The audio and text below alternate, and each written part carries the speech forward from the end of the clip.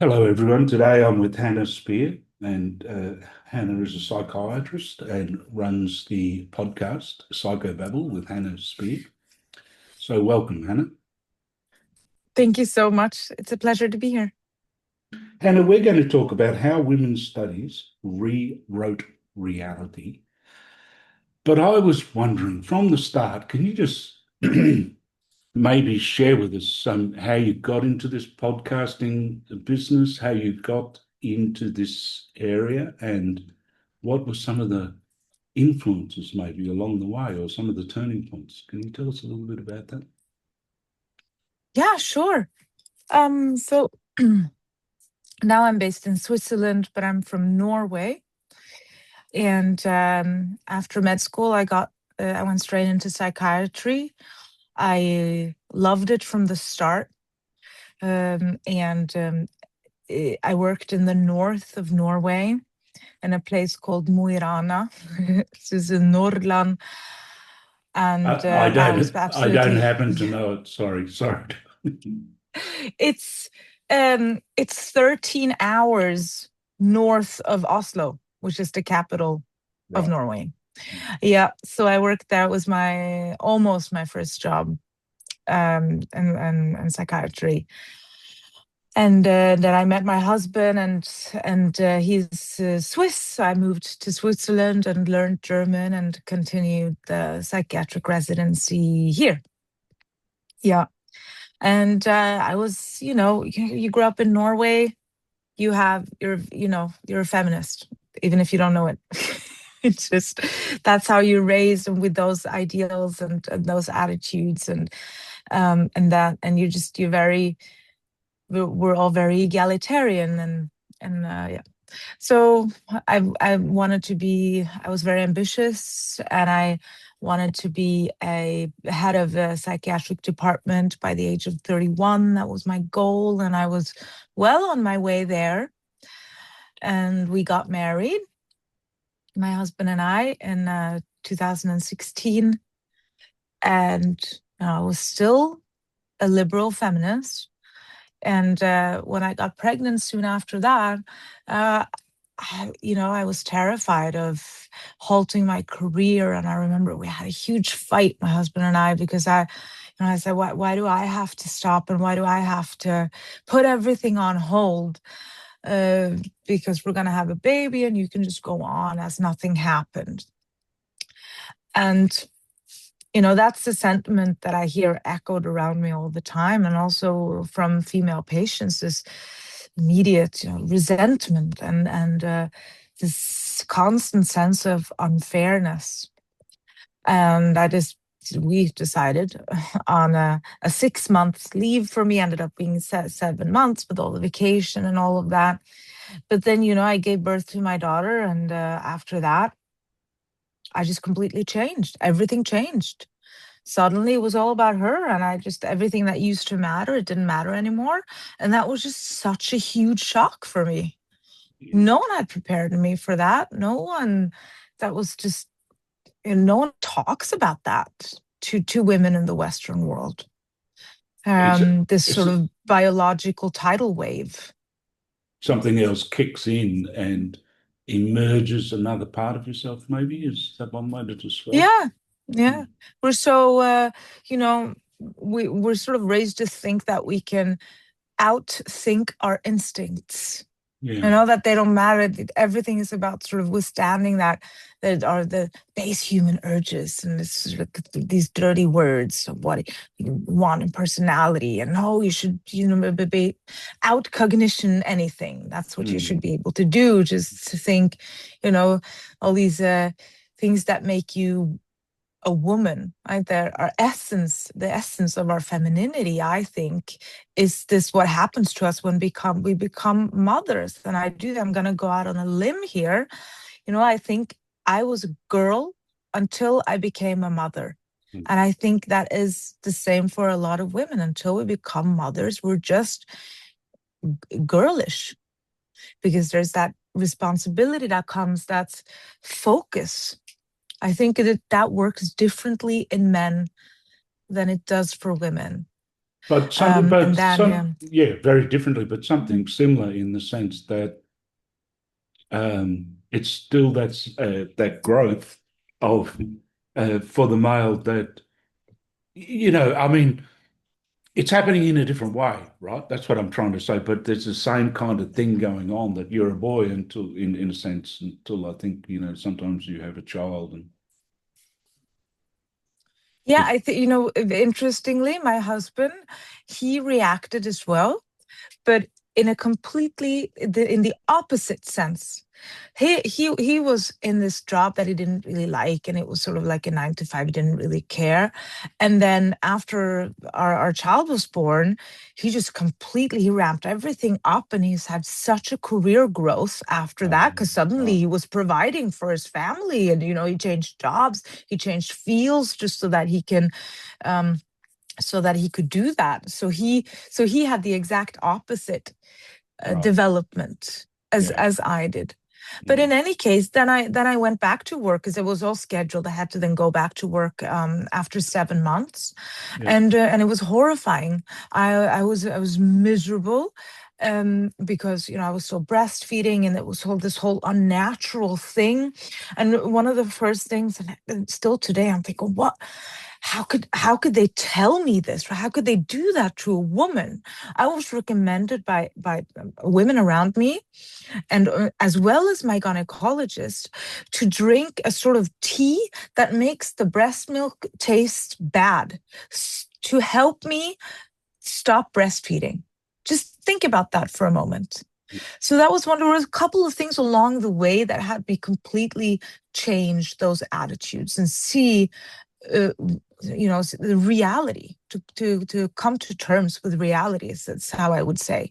And that mm, was one of those things. How can you tell a mother who's enjoying, I was loving, it was still the best time of my life, that mm, first maternity leave with my first baby. Now I'm a mother of three.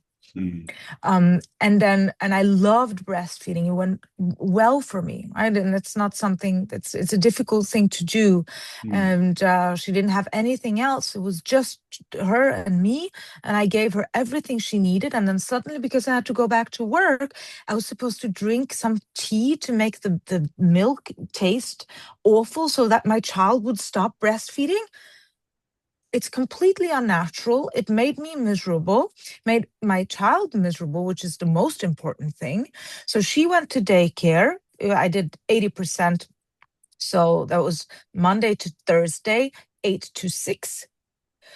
And for the first month, she refused to take a bottle. She refused to eat. So I would run to the daycare from work, and she would be starving, and I would be sitting in the dressing room in the daycare nursing her, and she would just you know be so hungry that it was I almost start crying when I think about it because it was so awful.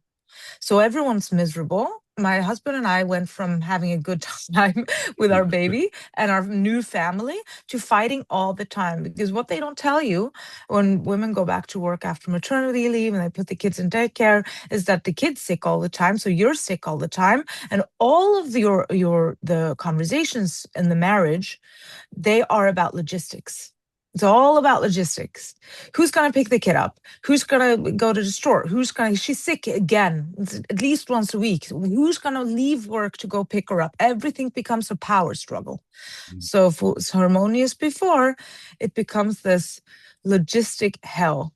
mm, And all you think about is like who gets what, and empathy and rest become these dear resources that you fight about. Right? mm, It's all about who gets to sleep in and who gets to do that, which is very unhealthy for a marriage. mm, So that was sort of that. We did that for 7 months, and it was just the most terrible time. It really was. And the next thing that had me think like this is not natural, this is not good, I've been lied to, because that was what was so upsetting. No one prepared me for this. I'd been lied to. And not just that, they continue lying to me. So I was at work, in the hospital, and we were surrounded by women, right, female professionals, and they would give me this unsolicited cheer and encouragement, right? Oh, you're doing the right thing. Oh, she's much better off in the daycare, because they would see that I was struggling. It's like, come, and I was like, I didn't ask for this. Like, why do they keep telling me the same thing? And the same thing was, they'd say, tell me, you're there, she's much better off there. You're not enough for her. She needs to be socialized. And I'm like, she's 14 months. She doesn't need socialization. They don't think, what is this? Give her a little longer than 14 months. Just, and she was older than a lot of kids when she started there at 7 months. Right. And then it was this, that was just so weird to me, that they were all like being this sort of wall of support that I hadn't even asked for.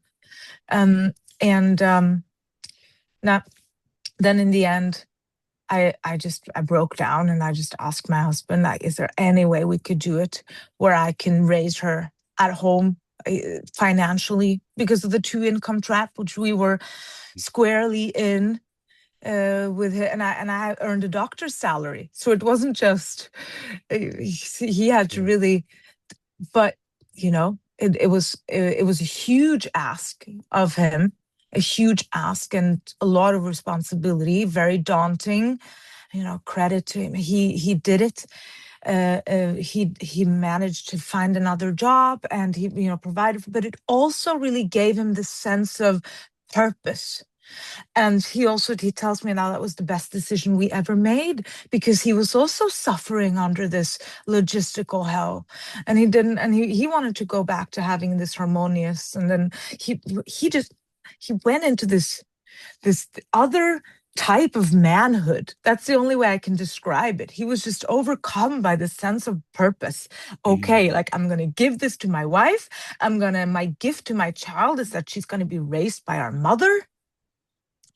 And really overnight, it became this this place of harmony again, our home, where we knew who was responsible for what, and who had this task. It wasn't this like calling from on the way, and we were just it was peaceful. It really was, but it was a challenge for both of us, and I took that on, the stay-at-home mom role. With her and with activities, it is also a big change, that you have to be that for her. A 2-year-old child needs more than just sitting on the sofa and being breastfed. So that was also something that I grew up with, a working mom. And so that's for a lot of women in in urban areas where you have this 2-income trap. We don't know what that means, being a state. It's very foreign to us and for our husbands. What I'm trying, 2 boys too. After her, I had 2 more boys. What I'm trying to show them now is how much work it is to run a household. Because what we are used to seeing now is that we outsource everything. We outsource the laundry and the cleaning and everything. We have groceries delivered to our home. And all of this costs money. Like, I look at how people spend. They go on vacations and they have everything done. And the kids grow up then seeing that. And I've had a lot of female patients who had the same experience as me, wanted to transition to a traditional life after this. Like, the exact same thing has happened to me. You'd be surprised to think this is very common, but their husbands don't want to, right? Because they don't see it anymore as a full-time job to be a stay-at-home mom and run a household, because they haven't seen it. And so that's what I'm trying to show them. And my husband really, he was raised by a housewife. That was much more common in the 80s and the 90s. In Switzerland is still a very conservative country. In Norway, it was already, everyone's at work in the 90s. You had a full daycare paid for by the states. In 1994, it was already full. You were granted coverage. One thing that whilst you're talking is secular materialism, the unit of production, the machine, the productivity machine. And I like what you said about instincts because I think we've forgotten a lot about the instincts in terms of the ideology that comes from above. Uh, it overlays, and there's something a little bit, to me, something a little bit inhuman about ideology sometimes. It's just kind of this thing that's coming down when our instincts are a source of wisdom. We know more through our instincts. Let's put it that way. Exactly. Mm, Exactly. Yeah, I think you see that a lot in Marxism as well, where this, the human nature of personal ambition and greed, and that you can't change that. mm, And yeah, so I think that's a huge lie that we tell women and mm. that we so easily believe, because I do think that you know, we are Well, too preoccupied with our ego, right? And I've been thinking a lot about that because if I can tell you about an observation that I made on a personal level, yeah.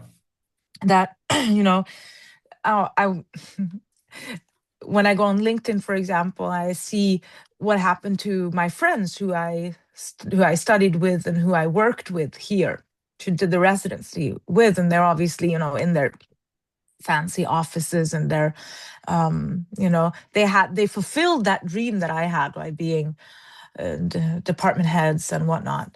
Yeah. And I'm not so good at staying in touch, because they don't live the kind of life that I live, right? So they don't want to go to the playground at Mm, 3 o'clock on Wednesday. It's just yeah. difficult. But I see their title, and then this stirs something up in me, right? That's Mm, sort of, oh wow, wow, that's where they are while I am at the playground. yeah. It's difficult. But Status then and if I really, that guy yeah, wrote the guy wrote the book Status Anxiety. The guy from England. I've just forgotten his name, but I think that that's true. That in the model of success, it's kind of like we've been so socialized into it that it's hard not to be, isn't it? yeah. Mm, And then, but if I really investigate that feeling, what I mm, missed, it's the pride. It's that ego. yeah. It's the that is and that is it. Really, I don't miss the long days. I don't miss the meetings. I don't, there's nothing else that I Mm, missed, and then that I can tell myself and people at dinner parties, yeah, I have this in this title. yeah. And just going back to a couple of things, I want to see where you came to the point. Did you start to question feminism at that stage? Because I would like to know why everyone in Norway is a feminist. How that's happened as a quirk of nature. And secondly, did you start to just question the tenets of feminism at that time? Yes, yes. When I was had those 7 months where I was just my job was to nurse my baby. That is your job when you're on maternity leave and you're full-time breastfeeding. That's just what you do all day. And I was feeling there like, nobody told me this. As I told you, what is this? Mm, So is it just me? And then I've been lied to. I've been lied to, and I started to investigate. And that was also the time where Trump was elected, and I couldn't understand what got him elected and what is this and how. And then I started reading, and I was like, okay, if this wasn't true, maybe that wasn't true either. And I started to open my horizon, right? I started to watch other things than just Late Night with Oliver or whatever that was called. That was and I just started reading and reading and reading. I listened to Janice Fiamengo. I read Janice Fiamengo, and she's really the best one on feminism. The really real deep dive, and I noticed how many of these things were from that ideology.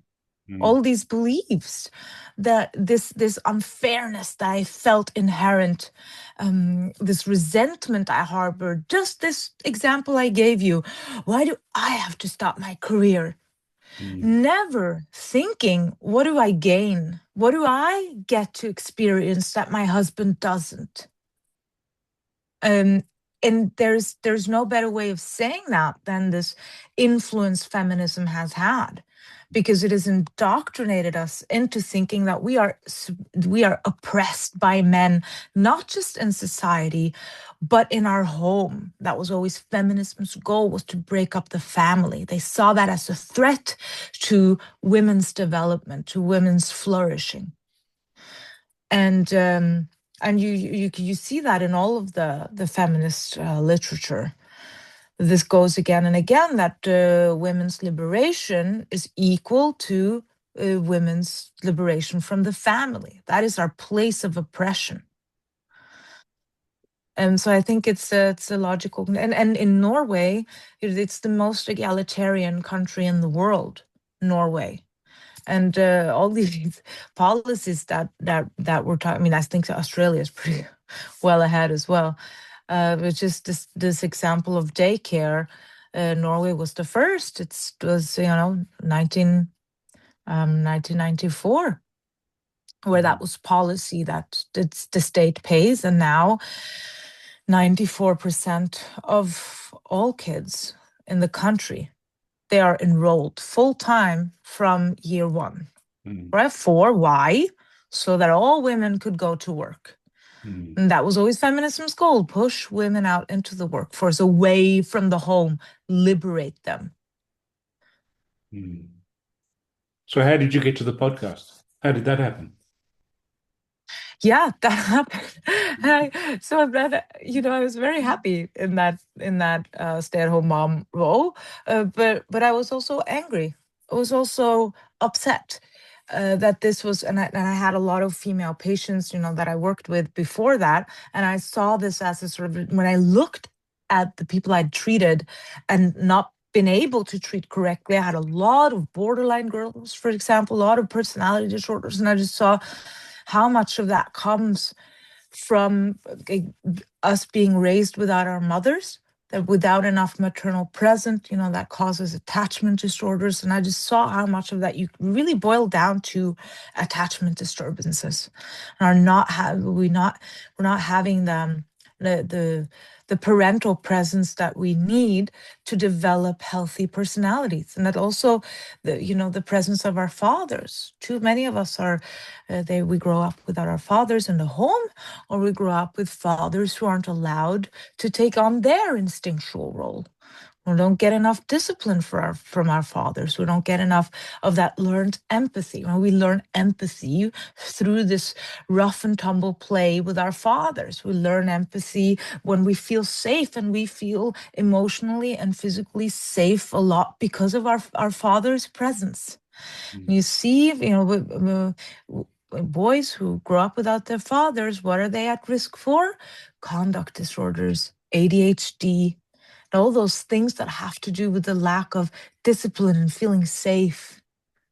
So that it made me just look back at the things that I'd done, and the patients I had and wasn't able to treat, and also my colleagues' patients, because like when you're doing residency, when you're working as a doctor, as a psychiatrist in a hospital, you're not just responsible for your own patients, you're also responsible for everyone, for the department. So every morning I would read through everyone's notes and what they documented and see if there's anything relevant that I needed to know, because you have the overview, the responsibility.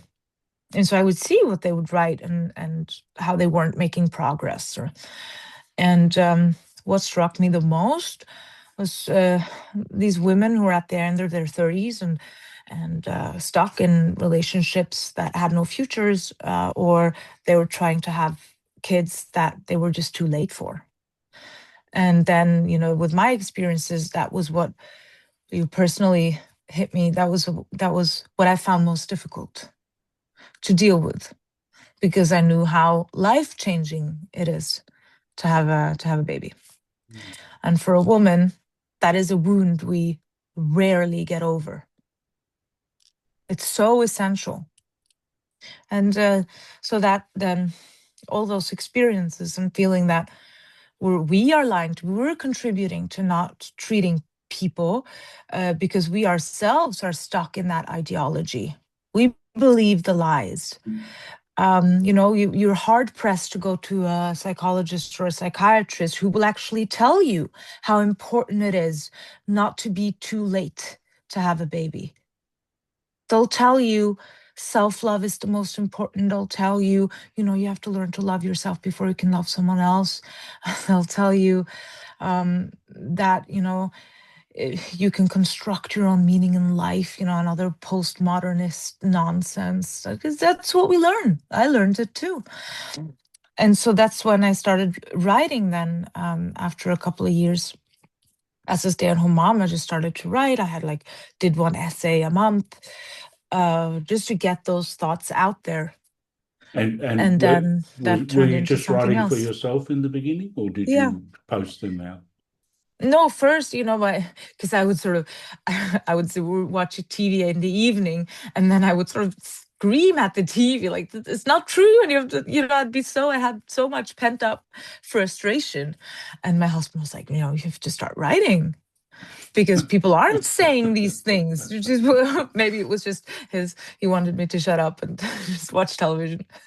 But no, it was just, you have to start. He's been such a supporter this whole time. He was the one who then, he established the first psychobabble domain, which is psychobabble.net.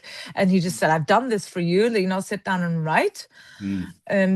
And then someone told me, you have to go on Substack. And then quickly after that, I started to do Substack, but just one article a month. And it was really nothing much. Then a friend of mine said, let's do a podcast together. And we called the podcast, What Should I Tell My Daughter? To address these things we felt women were lied to about. And then, that went on, I think, for a year. We did that, had fun with it.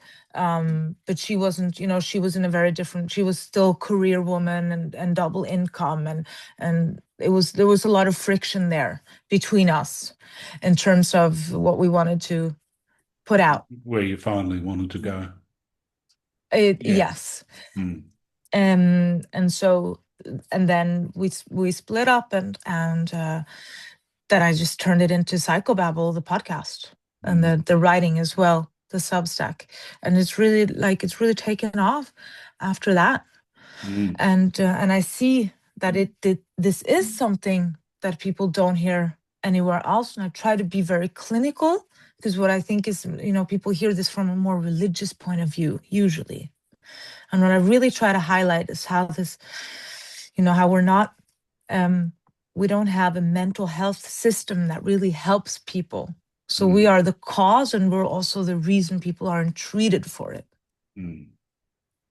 So that's Psychobabble. And I try to point to these patterns that we see, for example, we have ADHD, and I write about autism, and I write a lot about claustrophobia and borderline, and I try to sort of see, this is what you see, and this is why it happens, and why we're not treating it. Okay. Well, let's get to the topic then of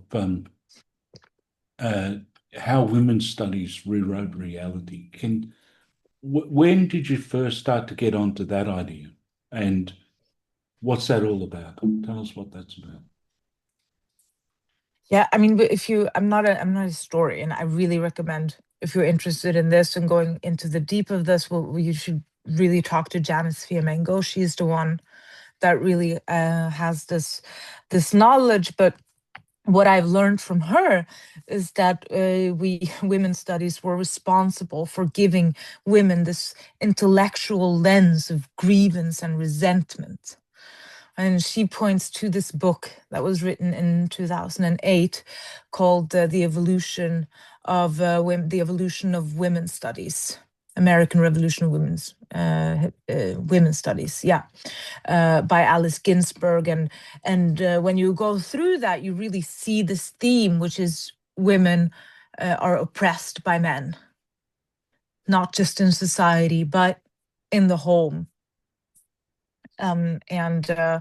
women go into these studies. It was created not to form sort of an objective, to find out the objective truth about what it is to be a woman, right? That's what you like to think about it. It's just, to find out about women. Oh, this is to create activists, to push women into these programs, and they come out invariably as activists ready to dismantle the patriarchy.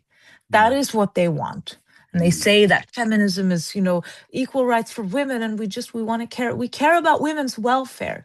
It's like, no, you care about the furtherment of a very small subset of women, and they're usually the ones who need the least bit of help. Right? They are not responsible for women getting the vote. They're not responsible for, the reduced child death, or they're not responsible for any of that. All they do is create grievance. What they do instead is that they'll give women this impression that they are that they are doing things that they're not getting paid for. Right? They highlight everything where women can feel, this is unfair. This is unrecognized. And I think the result is that what I see clinically is that women carry that feeling into their relationships. They enter relationship on the basis of feeling resentful towards men and then their husbands. And they overemphasize their own contributions, and they don't learn to recognize their husband's contributions. They don't understand men's health. They don't understand how men express their feelings. And then they give women terms like unpaid labor. That's from this women's studies. Now the news term was man keeping. That was all over the news. Man keeping, and this is to give women this. Every time a man utters a feeling or feels, then you comforting him for that. It's you man keeping, and it's something you shouldn't be expected to do because it causes you emotional labor. And are you paid for this emotional labor? No, because no one cares about women. And what's the logical conclusion? Like every time, that's divorce, because it's the only way out. It's the only way to be liberated. And if you don't hear feminism in that, I don't know what to tell you. I always detect a little bit of, the Marxist. It's been it's morphed a little, isn't it? The Marxist thing of the economic structure, the oppressor and the oppressed, but it's kind of morphed over to an argument, a more feminist argument, I suppose is the way to put it. Yeah, I see it absolutely everywhere, and this what I think is very damaging for people's marriages, for their relationship. That concerns me a lot. That marriages break down because children suffer, and again, that is supposed to be the essence of being a woman: is protecting, safeguarding children, caring about the outcomes of them, not our own desire and fulfillment. But it's that the women then, with this whole man keeping and unpaid labor and emotional labor and all of these terms that originated with this feminist movement and the women's studies and all of that, it's that we avoid seeing, I think we have this willful blindness to men's contributions, right? What about all the times where men hear our anxieties and fears, and what about all the times men do all the labor that you don't thank them for and you take for granted? Men do. I just look at my husband. He just works all the time. He never stops. And a lot of men, they don't even ask for direct appreciation. All they want is to be not discriminated against directly, and not being divorced, not being financially ruined. They don't ask for much, from what I see. They do so much just so that they can be cared for and loved by a woman. Right? It's not so difficult. We really have I think the easier job. I'm so thankful to my husband for making this possible and for encouraging and that he just, all he wants is that his kids are raised by their mom, and that we have a happy home life. And so I think that we don't do right by men, and we don't do right by children. And I think women also end up suffering from that. So can we dig a little further into, well, I know you spoke about on one of your podcasts the buzzwords, feminist buzzwords, when you were talking about women's studies. And I just wonder whether we could, maybe go, if you remember, there was sidewalk sexism, antinatalism, feminism. Can we talk a little bit feminism, about that was a good one. Antenatal feminism. Oh God, what was that?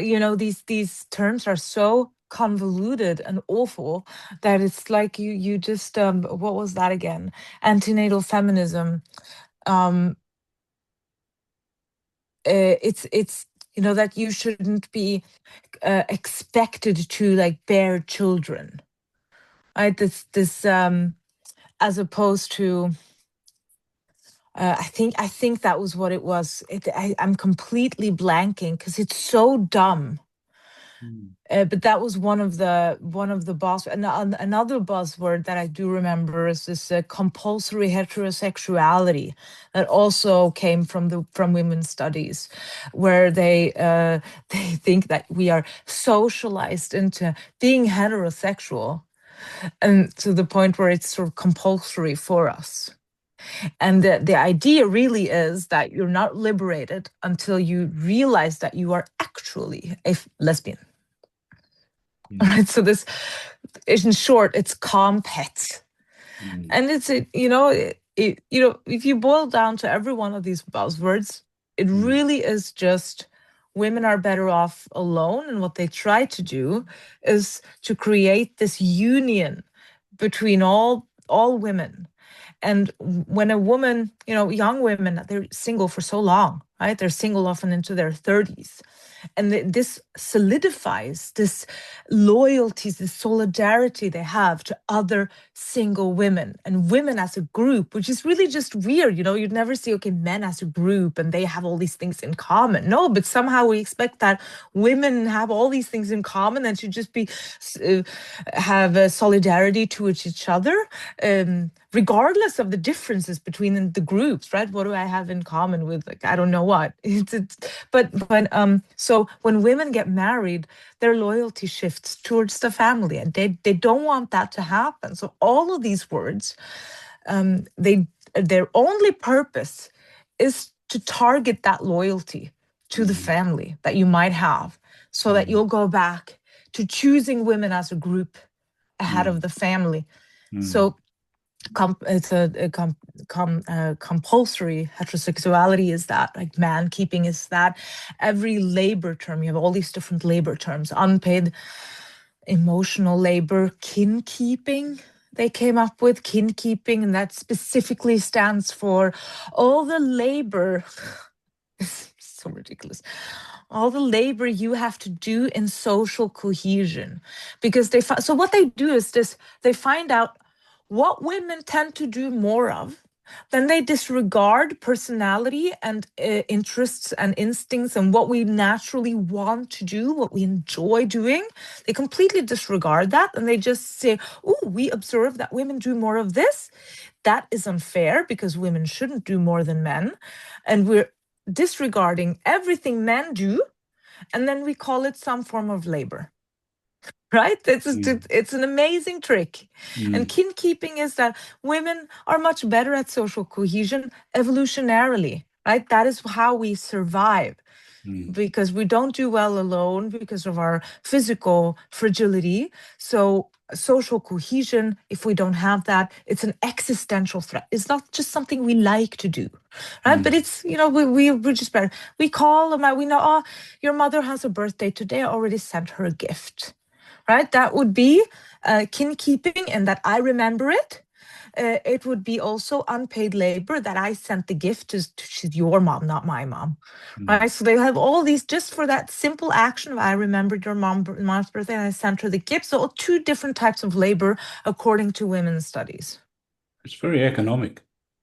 It is, isn't it? It's very economic. Yeah. Because I think, I don't know. I think for a lot of, I was just chatting with someone yesterday. I'm just coming from my point of view, right? Um, uh, we were talking, he's done a lot on Walt Whitman and the Transcendentalists in the US, and he's coming from probably a spiritual view. But I think there's a lot of people now that don't belong to creeds or religions or dogmas, but they're having different kinds of experiences of the sacred or of spirituality. There's Mhm. that aspect too to what's emerging in the present environment. But I would say that reality comes more from those deeper experiences often that people are having. Um, like, for example, I'll give you an example from my own life. When I was 16 or whatever, I took LSD.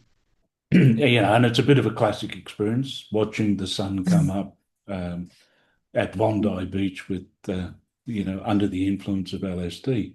But one of the things about that was the how it took how it takes you back into something archaic, which is instinctual um, in your language as well, like the archaic and the instinctual and the primordial, you know. And the sun coming up was like the first act of creation or the first morning or whatever. And then, but one thing I became very aware of was the eros in the world, the kind of it's something about being at home in the cosmos, Yeah. which has been actually a really big. When I think about it, that's been a very big guiding influence in my own life.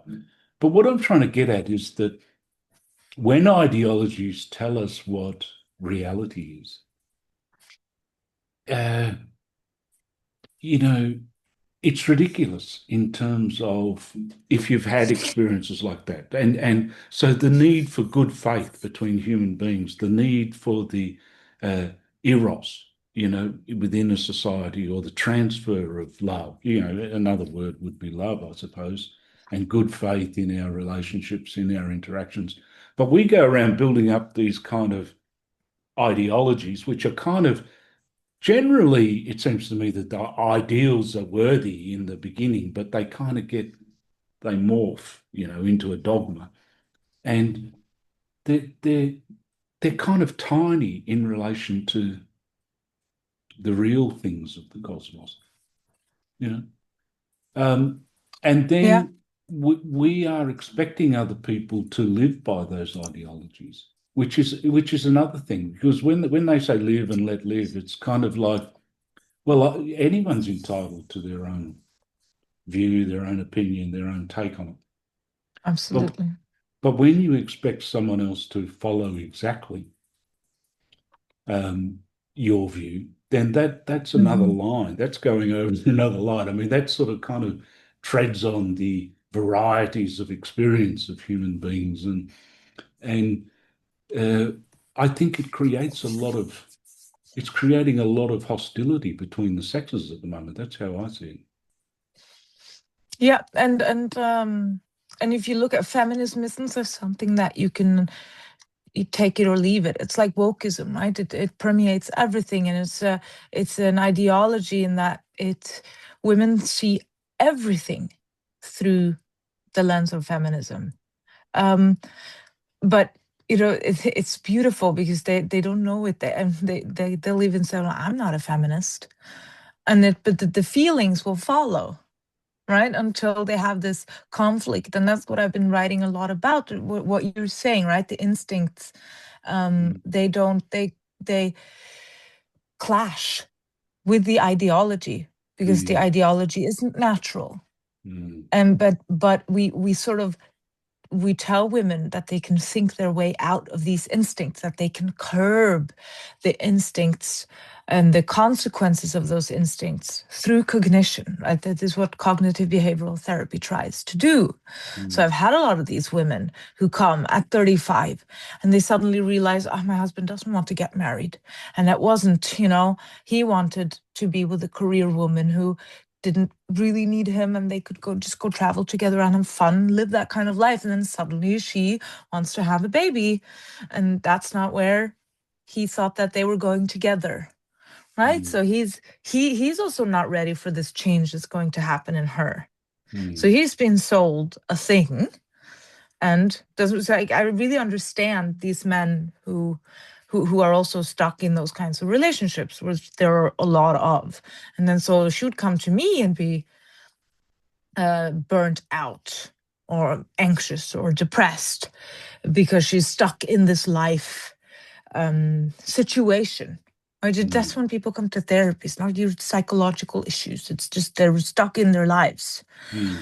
And so 35, and then she's starting to count again. Also, then I have to break up with him and be on the dating market. I haven't been on the dating market for 7 years. What am I going to do? Am I going to stay with him and hope that he changes, or am I going to break up? And then how does it work with the app? And is it Tinder it's called?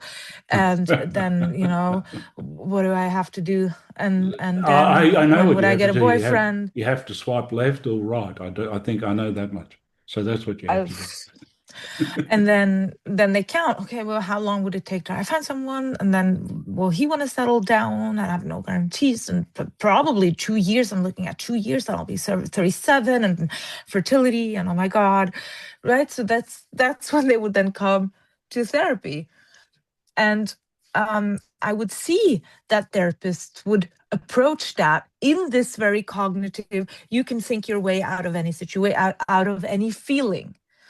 So that depression and anxiety and burnout was just a cognitive you're full of cognitive distortions. That's the consequence, and the solution to that is thinking differently.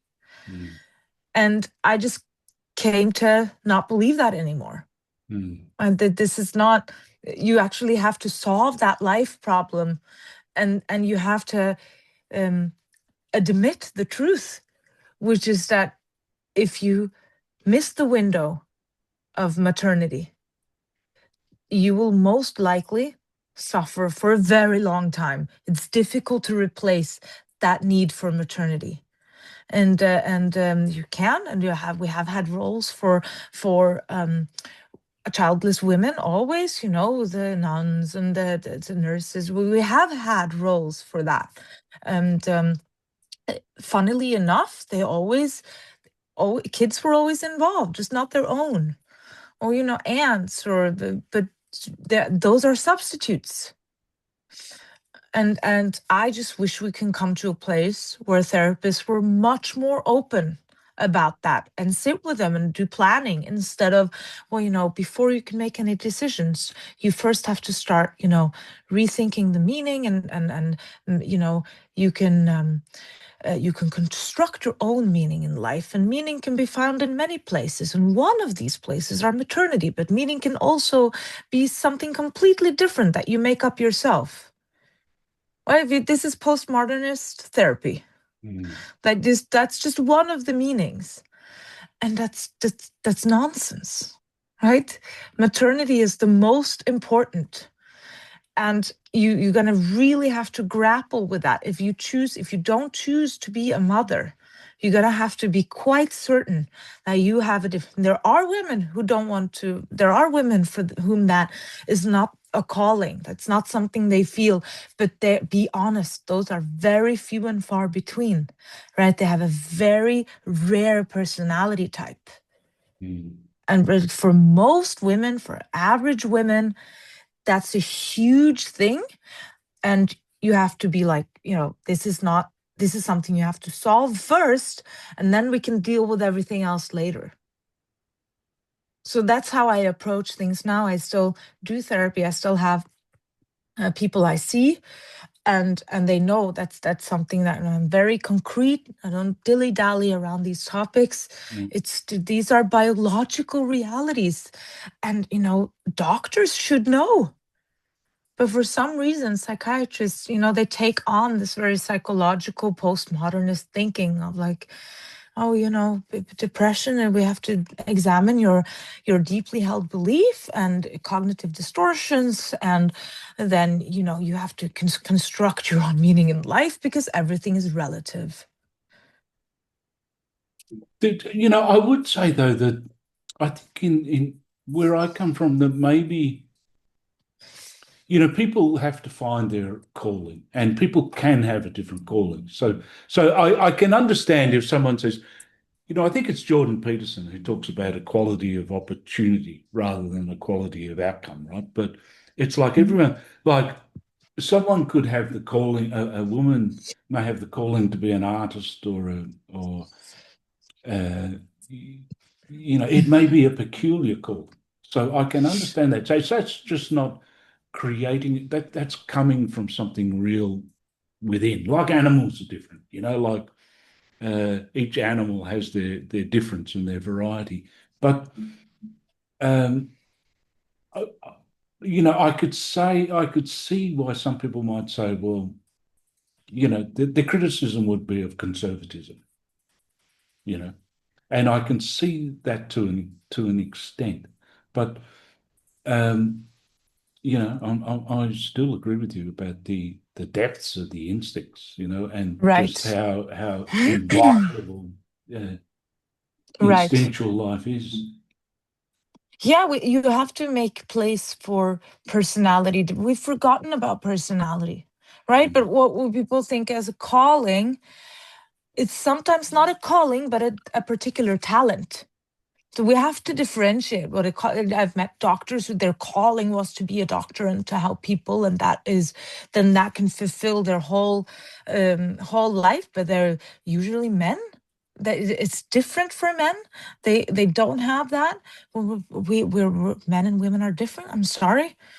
And for men, it's a little bit easier to redirect and to make a life around this calling, this single-minded interest and talent. But that's a calling.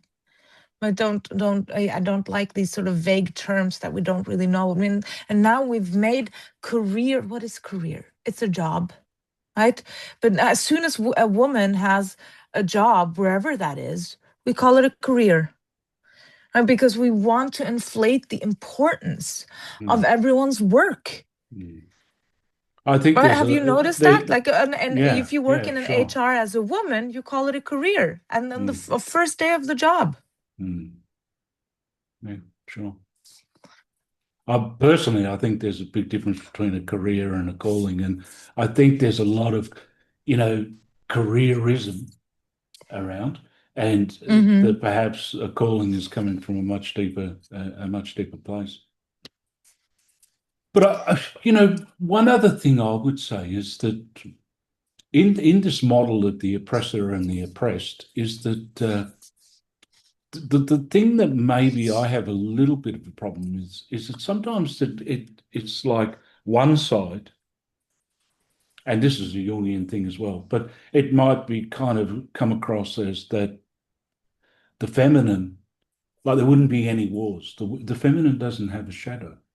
That's a kind of a thing, whereas. Oh yeah, that's funny. The moral superiority of women, also the feminist principle. It's the feminist. Yeah. Women they believe in women's moral superiority. But I mean, we've had female prime ministers for quite Margaret some Thatcher time. started the Falklands War, as far as I understand it. But then not only that, there are different modes of.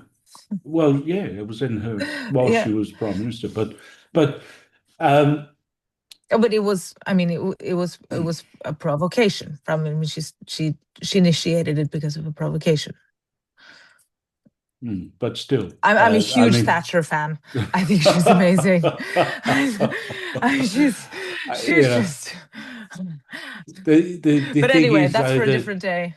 But the thing is, like aggression is something which is, yeah, there as an instinct within all peoples, let's say that, or that that can, be socialized into different forms, let's say, but it's still Right. there. And Are you talking about the animus and the anima of yeah, Jung? so sort of, but also Yeah. this fact that there's this, as I see it, it's, in life, maybe to become resilient is a very important thing because there's suffering in life, but also in the sense that to own our own shadow, is a primary responsibility to a certain degree. So those things that we are unconscious of and that are there within us, it's so Right. much easier to kind of scapegoat other people. For example, I want to say the pet diagnoses at the moment is narcissism. But there's kind of this to me, there's a bit of an underlying current that men are kind of narcissists.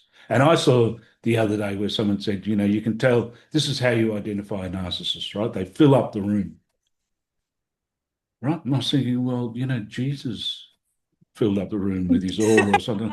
Mahatma Gandhi probably filled up the room. I mean, you can't just say, like, It's a very hey, no, but these are horoscope therapists or horoscope, clinicians who come yeah, out on social media and they're like, "How to spot a narcissist," and they just yeah, list off these things that could be absolutely hey, anyone they're or going to be a anyone you want male. it to be. It's a horoscope. And it's such an easy no, but I wanted to just quickly something to your this aggression or this sort of calling, and that if we want to be a little bit Jungian, I think it's if you think about someone who has a calling, and I would just call that having a very extreme personality configuration, right? That you're so single-mindedly focused on that and you have that talent as well to sing, and that can take over your life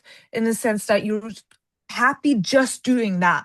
As if we would sort of specify what a calling is, if I think about the doctors that I know, which is that is their life, and they're just so happy being at work, 16 hours, no problem. That is my calling.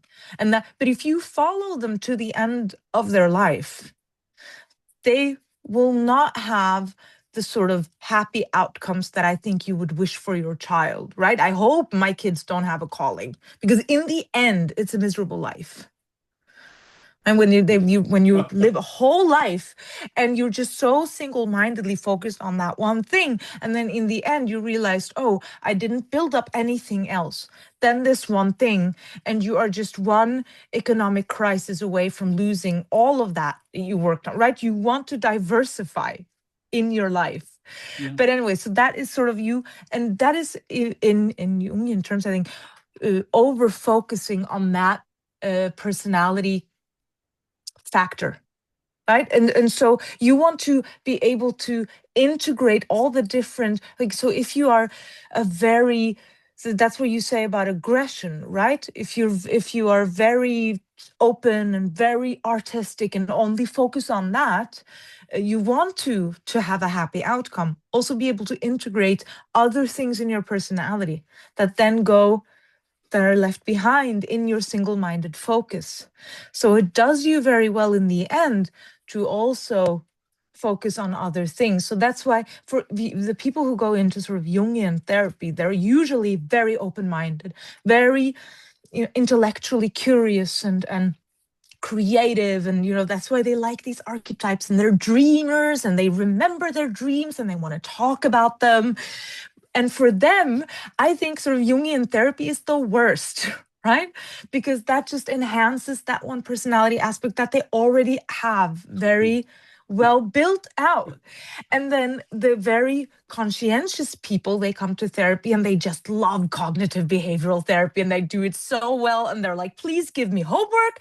I like making lists. I make lists very well. Like, right? They come and they're like, yes, I can do this, right? And for them, if you start talking about being creative and doing this and looking outside of their boundaries, and they like the rigidity. If you give them tasks that challenges other type, that's very good for them, right? But they wouldn't be seen dead in Jungian therapy. Like, what do you want me to talk about? My dreams? Yeah. So I don't know if that sort of went I into. mean, I might be defending, but I think that one can have a calling and also have a width of um, have they're not mutually exclusive. Having a diversified life. I can remember hearing about Sayuri Menuhin, the violinist, and he went to a sh- a musical with his parents, um, and he saw someone play the violin for the first time, and he was a boy, and from memory he was about 5 years old or something like that, and he said, "I want a violin." That's Mhm. how strong it was in him. And that doesn't mean I don't know that much about Sir Yehudi Menuhin's life, but it doesn't mean that he didn't have a well-balanced life and he was married and children and Yeah. there But that's are because he challenged himself to do it. If you have a call, you only about you. If you want to work 60, I'd love to spend 16 hours a day on that violin. If you want a family life, you have to say at some point, okay, I'll put the violin on the shelf to go on a date with this girl. Otherwise, so he has challenged that personality aspect, mm, or that say, okay, I need to put some space for something else. mm, yeah. And I think that's a much better outcome for Well, him. So what in about general. just getting back to Jesus for a second then? Should he have put this kind of transformative message that he had um, on the back burner and gone out to taverns more? I mean, I'm a religious Jew, so I would say yes.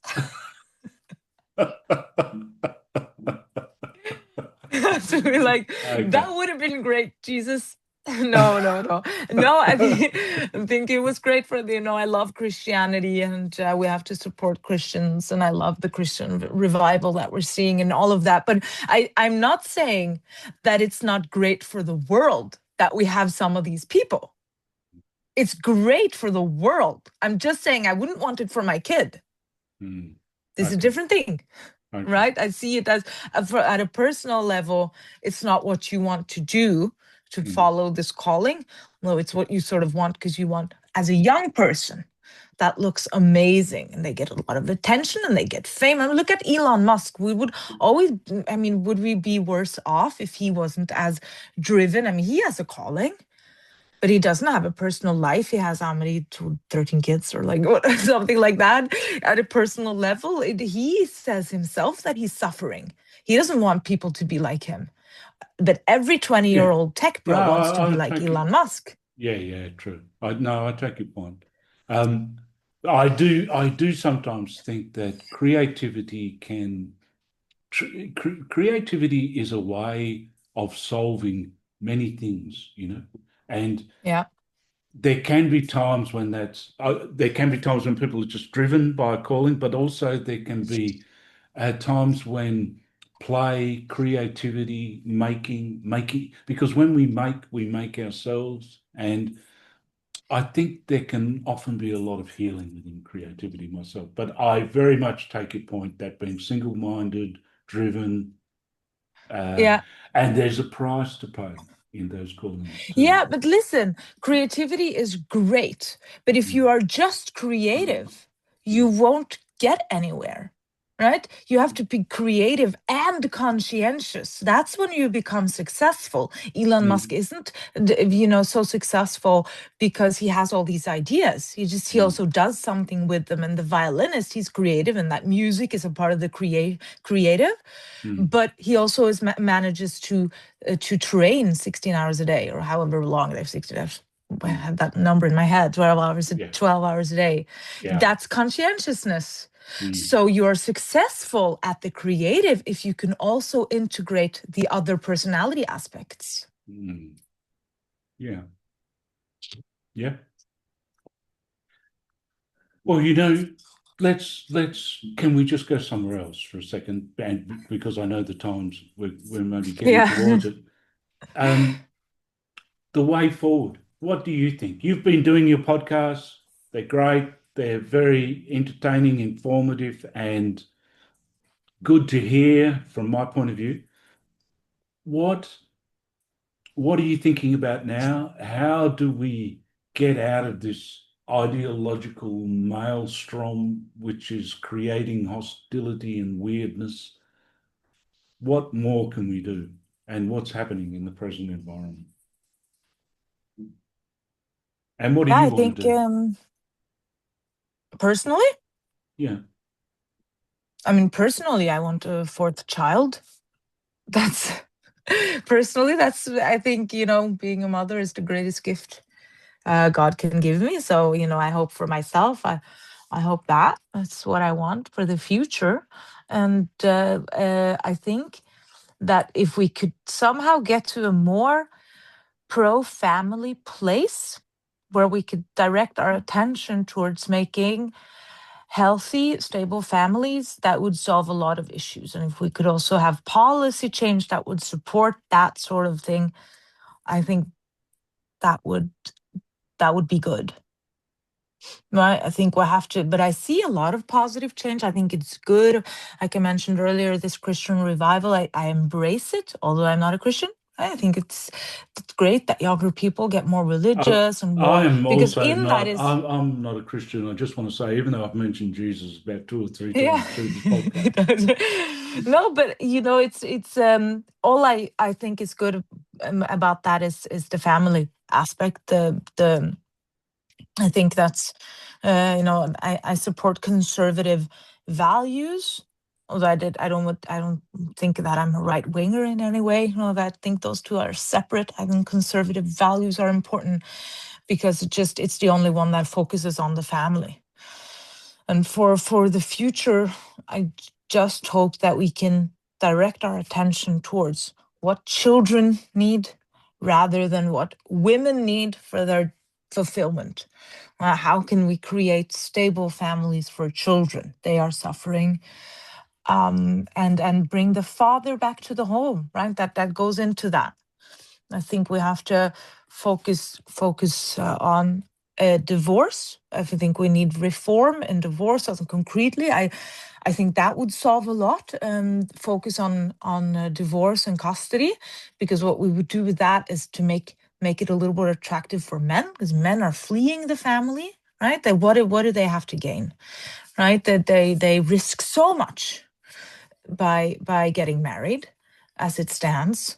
And so women are asking, where are all the men? Where are all the good men?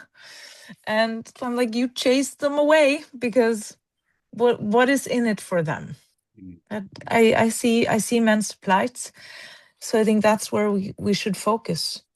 And I see the only ones who are focusing on that, even a little bit, even though I have problems with how they're focusing on it, they're conservatives. I don't know if that answered Yeah, some of that. that's a good Yeah, answer, Hannah. Yeah.